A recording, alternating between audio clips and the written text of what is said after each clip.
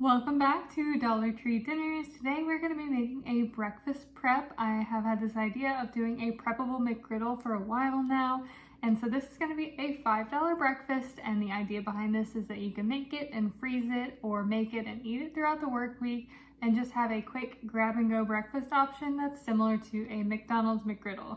The only difference is we're not going to be able to include eggs because my Dollar Tree and a lot of Dollar Trees no longer sell eggs due to rising egg costs. So these are basically just going to be a sausage and cheese McGriddle. So first of all, I have some American cheese. This is Dollar Tree American cheese. I did a breakfast prep video last week where I made sausage and cheese English muffins. And so this is the leftover cheese because the pack comes with 12 slices and I only used 6. I will upload that video to this channel for you guys to see as well. I didn't have a long format for that one, so it's just going to be the TikTok short format. But yeah, you need 6 slices of American cheese. I also have 2 packages of the Farmer John maple sausage. These are the links. That's all I can find in the maple sausage, but they are skinless links, so you can use them just like you would ground sausage. And so these are just easier to portion out because the links are pre-portioned.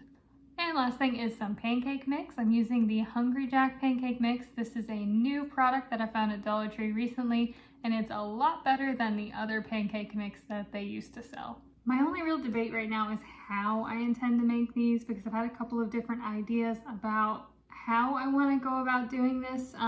Because obviously I could make a full-size McGriddle on the stovetop, but I feel like that requires a lot of prep time, and when I'm meal prepping, I don't like to spend a whole lot of time in the kitchen or on my feet flipping pancakes and making sausage. So I think I'm gonna do these all in the oven in muffin tins, similar to how I did the sweet and spicy chicken sliders the other day when I posted the Super Bowl video, and I think that is going to be a great option. And so they're going to be kind of poppable. You can throw them in the toaster oven to reheat them, or even maybe in the air fryer or in the microwave. So that's what we're probably going to do, is we're going to do them slider style. So these sausages actually come with 8 links per batch. I seem to recall them coming with 7. So maybe they've increased the package size, but technically we can make 16 of these sandwiches. I'm not really quite sure if I'm going to make 16. Let's see how one of these, because basically what I have to do is kind of reform these into, I guess we can do it like a ball. You probably just fold them in half and stick them in the bottom of the muffin tin because we're going to bake these. So that's what I'm going to do with all of these little sausages. I might bust out my other muffin tin because I actually have a third. So yeah, I might try to do all 16 of these at one time. Kind of curious if this will fit, and it looks like it will. So I can actually kind of smash these down to make them a little more flat and fill out the muffin tin a little bit better. I'm not really worried about it sticking because the sausage is going to release its own like fat as it cooks. If they're not perfect, it's totally fine because they're kind of going to be stuffed in the pancakes once we get that ready. Of course, if I had had the forethought to use this one first, I could have just used this one and one of these separate ones, but you know, it's fine. Just an extra dish for me to wash at the end of the day. So I've got my oven preheated to 400 degrees. I'm going to go ahead and toss these sausages in the oven. Probably about 10 to 12 minutes is all they're going to take to bake in the oven, and then we can move on to the next step. Sausages are done and out of the oven. I'm going to transfer all of our little sausage patties onto a plate, but we're going to leave the drippings in here because those will further flavor our pancakes and also prevent them from sticking to the muffin tins. They look kind of weird because they're all like U-shaped, but here's our little sausages. We're going to set these aside and we're going to work on our pancake batter. So I'm thinking that I'm going to make about 2 cups of batter, which is probably about how much I have left in here. This is a box I've been using for a little while now, so it says to make 12 to 16 pancakes, you need 2 cups of mix and 1.5 cups of water. So let's go and mix that up. I have a little bit less than 2 cups. So I'm going to grab my other box because, like I said, this is an open one I've been using. I do have another box. Kind of taking a detour here, but I just want to mention that, like I said, this Hungry Jack pancake mix is way better than the old one they used to sell at Dollar Tree. And even particularly recently, I found this hazelnut spread, which is like a Dollar Tree knockoff of Nutella. And this combination has been delicious. So 2 cups of pancake mix, 1.5 cups of water. This may even be more than I need, but I guess we'll find out. All right, we're gonna pull back in our little muffin tins.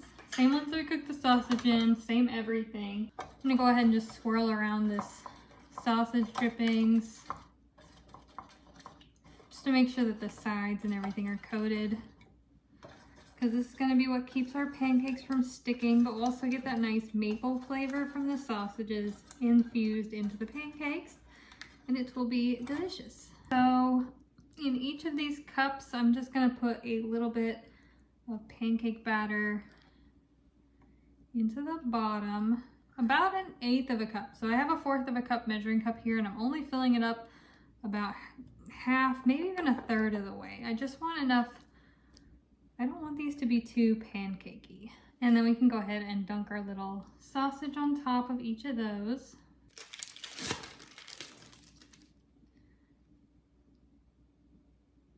So even further, I'm going to put some cheese. Oh geez, these are already quite full.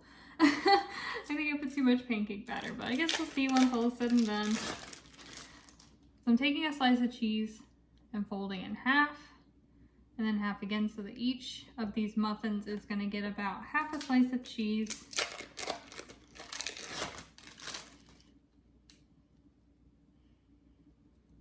I may only do 1/4 for some of them because I don't really have enough cheese to make all of these.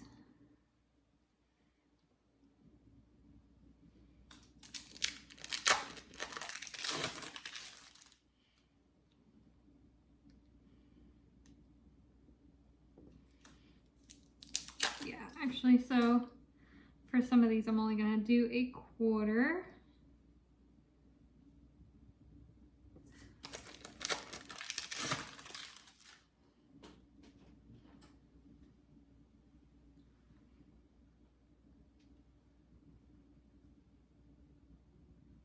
And then from here, we're gonna put a little bit more pancake mix on top. I'm hoping that these don't just like I'm gonna have to probably keep an eye on them, make sure they don't boil over in the oven.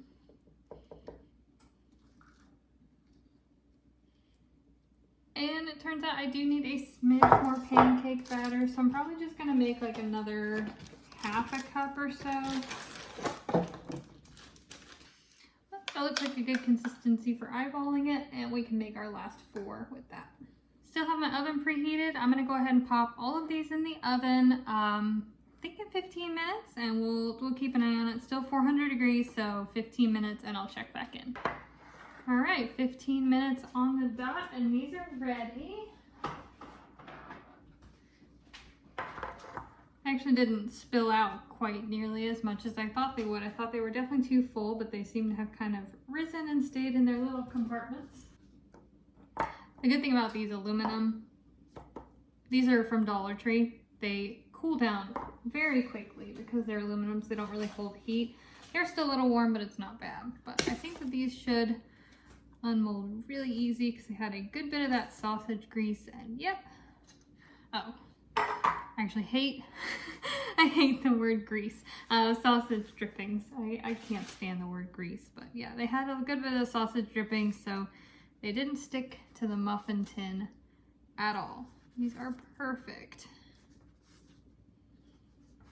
So what I'm gonna do is I'm actually prepping these to go in the freezer. So I have a baking sheet here, got some parchment paper, and as I unmold these, I'm gonna go ahead and set them to cool on here.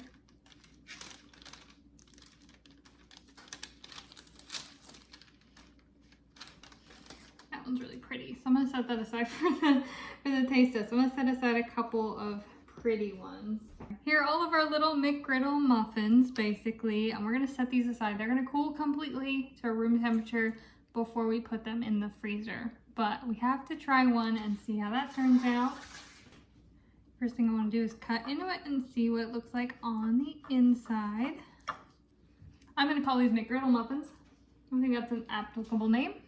All right, let's go ahead and give these a taste. Oh man.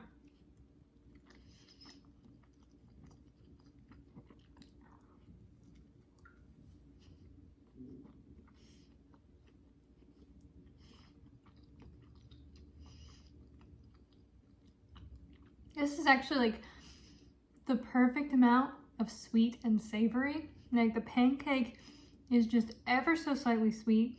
You do get a hint of that maple flavor coming through the sausage, but then you get that salty, melty cheese.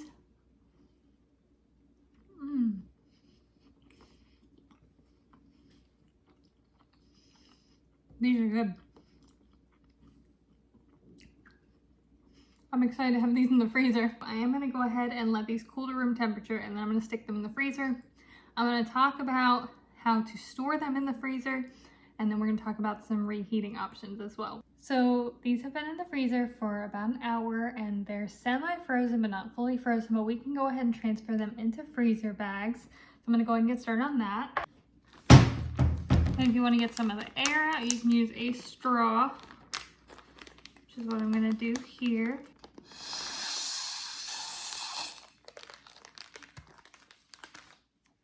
Okay, there is one of our semi-sealed freezer bags. So there we go. There are 9, 10, 11, 12, 13 of them, and then technically a 14th one, but this one I'll probably just eat. And we can go ahead and store these in the freezer, and then in the morning I will reheat one of these and we'll talk about some reheat options. Good morning. You guys get to see I just rolled out of bed, and this is my morning voice. Good morning. I did reheat one of my McGriddle stuffed muffins. This one I reheated straight out of the freezer, and I just put it in the microwave, and I cooked it on defrost for 3 minutes. So it feels hot all the way through. I think that that's probably the best way to reserve texture in the microwave without things getting like chewy. And then I have another one in the toaster oven, and that one I took straight out of the freezer and I put it in the toaster oven at 350 degrees, and that should take about 15 minutes or so. Also texture reservation. So good morning, here's breakfast. A little too hot.